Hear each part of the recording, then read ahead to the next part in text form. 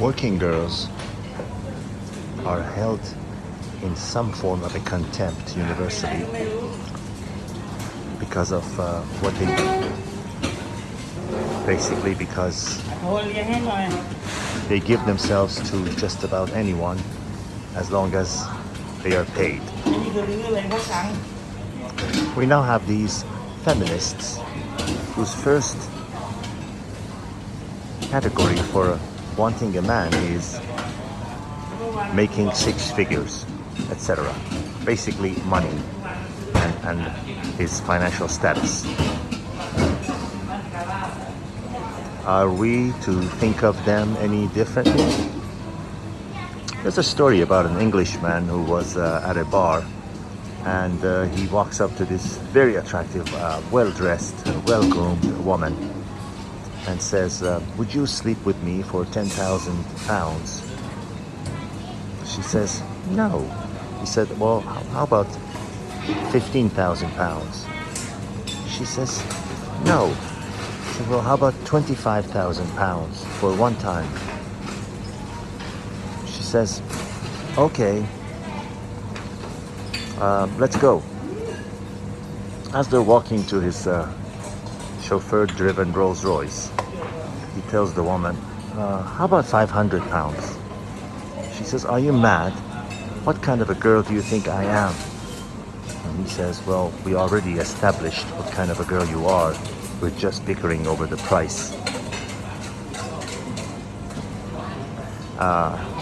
The way it is now, these women who have been spoiled and not fully on their, as a fault of their own. It's due to the pressures of the media and other things they're hearing from other women. Make sure he's got this much money. Make sure he's got this much house. Make sure he's got this and that and whatever. Check his health insurance. Check his credit report and all that stuff. They are so focused on peripherals of a man that soon after getting together with them, if they're lucky enough to chance upon getting a man, there are always men in all income categories that are simps. There's no shortage of them. So they get together with these men and they get married and whatever, and they quickly realize that they don't even like the guy. But they were so focused on the peripherals, they were so focused on the things that he has, that they forgot everything else. Basically, they ignored all the rules of nature. We all have our preferences, we all have our needs, we all have our likes and dislikes. But when we're focusing on the wrong thing, we choose based on categories that are not best for us. And soon, again, nature will rear its ugly head and we realize what a mistake we've made. So they end up in divorce courts. They end up in unpleasant situation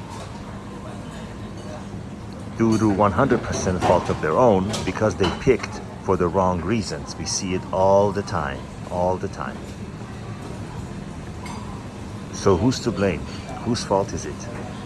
And if we're calling the former category, if we're holding them in contempt for what they do for a living, are the second, the latter category, are they any different? Are they worthy of any more respect? As a matter of fact, and here's the kicker, I have far more respect for the former, meaning a lady who engages in, as a working girl practice.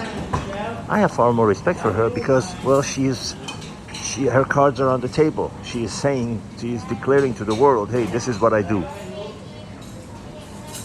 But the second category, the latter ones, they're pretending to be high class, demanding respect while they're doing exactly the same. Now, which one do you have more respect for? All the best.